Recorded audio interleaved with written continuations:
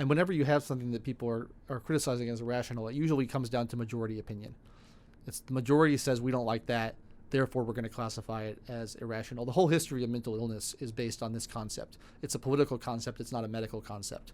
It's the idea that we have a majority against you. We don't like what you're doing. Therefore, what you're doing is crazy. Therefore, we can persecute you for what you're doing. And you've seen this all throughout history. The Soviet Union did it like crazy with political dissenters, people who were not loyal to the party, people who were capitalists. They didn't just say, we disagree with these people, they're wrong. They said, these people are crazy. We're going to lock them up in institutions. And they wrapped it in the language of science as if... Yeah, exactly. That's the insidious thing about it. Simply true. Mm-hmm. And people don't know, up until 1987, I think, homosexuality was listed as a mental disease in the American Diagnostic and Statistical Manual that psychiatrists use to classify mental illnesses. You could be involuntarily treated for being homosexual. You could be force-fed pills. You could be given shock treatment against your will because you were considered to be deviant in a way that was scientifically provable that your behavior was wrong, crazy, irrational. Yeah.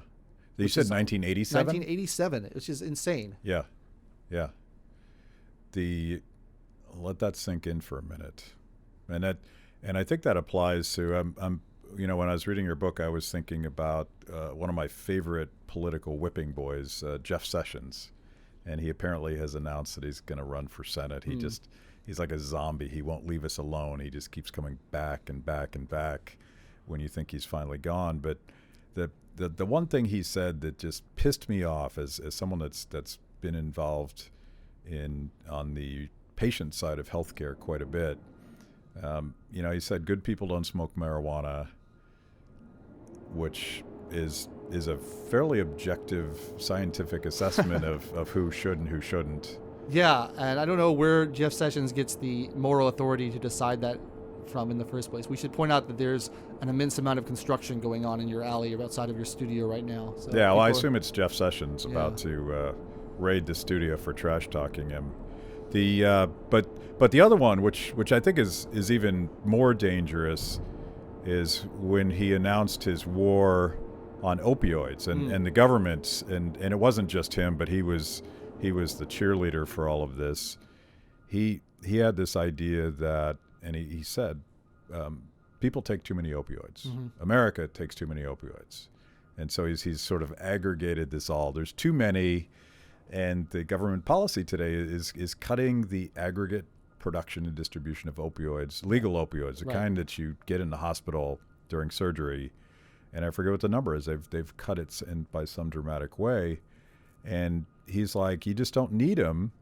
In fact, you should, for some surgeries, you should just bite a stick.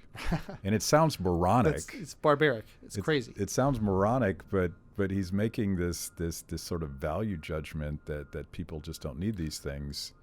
And we as libertarians would say, you know what? I have no idea what you should be doing with your life.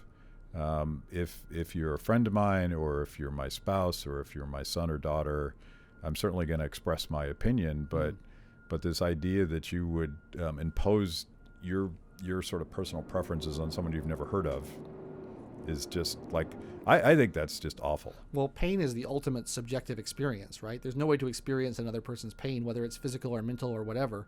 And the idea that you can say, well, I know that you don't need those opioids because I can assess your pain better than you can is just insane. I don't know why anybody thinks that they're able to make that judgment.